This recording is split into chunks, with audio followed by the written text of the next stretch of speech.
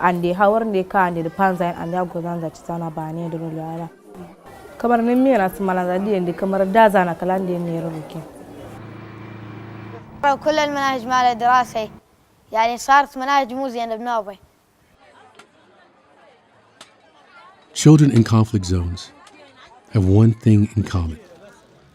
They are trapped in a reality they did nothing to create. Victims of man-made catastrophe. Too often, they have to abandon everything that made them feel safe. Their school, their home, even their family.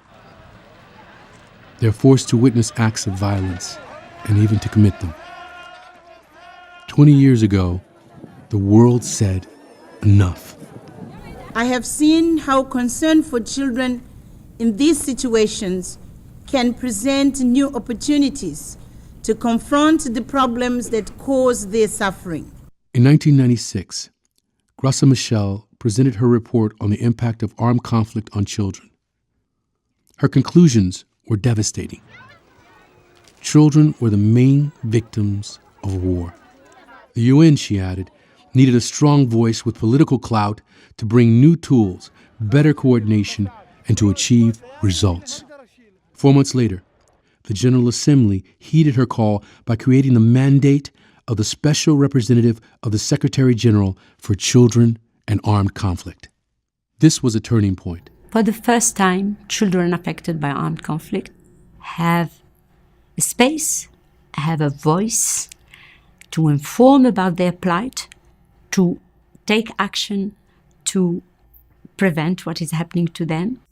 This decision was reinforced when the Security Council decided that this is also an issue that affects peace and security, international peace and security. The new special representative would focus on the 6 most common violations affecting children in times of war: the recruitment and use of child soldiers, killing and maiming, sexual violence, abduction, attacks on schools and hospitals, and the denial of humanitarian access. What could be more important than this mandate?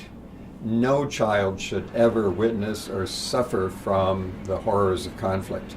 And yet 250 million children around the world are living in countries affected by conflict. And to reach all of these boys and girls, the international community was determined to act. They created new tools, powerful enough to convince parties in conflict to take action, and squarely positioning the United Nations as a partner for positive change. I don't want to be a soldier, said David, on the day he was released from an armed group in South Sudan. Helping him ending the ordeal of tens of thousands of child soldiers around the globe was the mandate's first goal.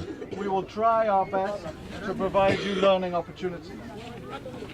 As a start, the Secretary General was asked to identify who was recruiting and using child soldiers.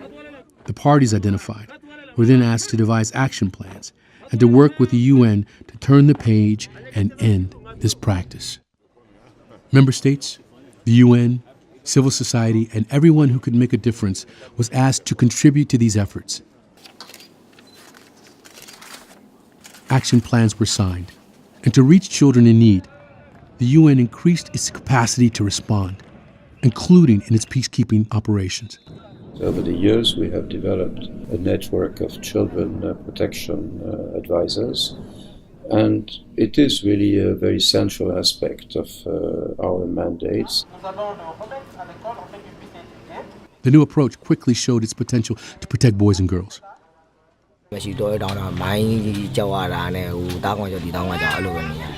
Myanmar, over 800 children like Miyoko have been released, in part because of an innovative approach, a hotline to report the presence of child soldiers in the army and advertised on billboards across the country.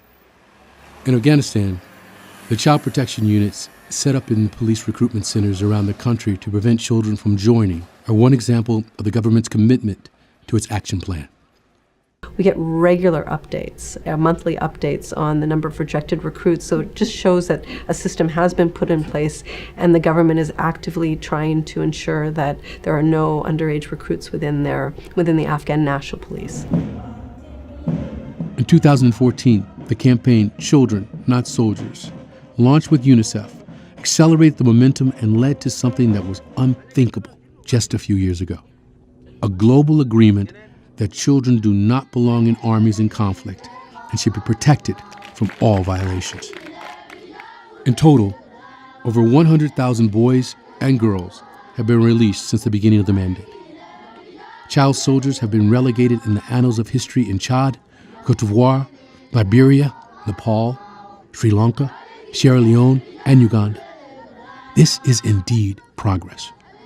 Progress that will lead to additional gains as we continue to address the full scope of child suffering in times of war. Sadly, my dream of great future was cut short when Sexual violence, on October killing, 1996, maiming, the Lord's abduction, Eastern Army attacks on her stormed school. my dorm. These are some of the violations Grace Akalo suffered, witnessed, or was forced to inflict. My answer is very simple. There is hope. The international community knew that children would never be fully protected from war without robust action to end these violations. And so, over the years, the tools initially created to address the recruitment of child soldiers began to include violations of killing and maiming of children, sexual violence, abduction, and attacks on their schools and hospitals. That led to even more advances. We today have a consensus that not only recruitment and use of children is not acceptable, but also killing and maiming and attacks on schools and hospitals. We are even going for a consensus to oppose the military use of schools. Claudia Namse works in a clinic that provides assistance to survivors of sexual violence in the Central African Republic. Most of the cases they handle involve minors, she says, emphasizing how important it is to provide help in a country, like many others, struggling to assist child victims. When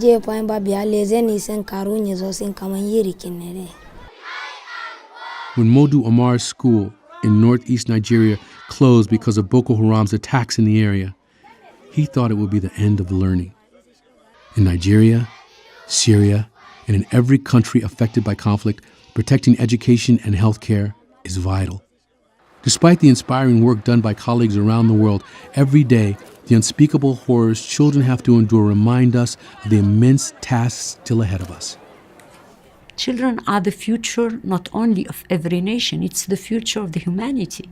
So unless we consider that what is happening to them is unacceptable and we include it in every and each initiative that we take, we will not achieve results.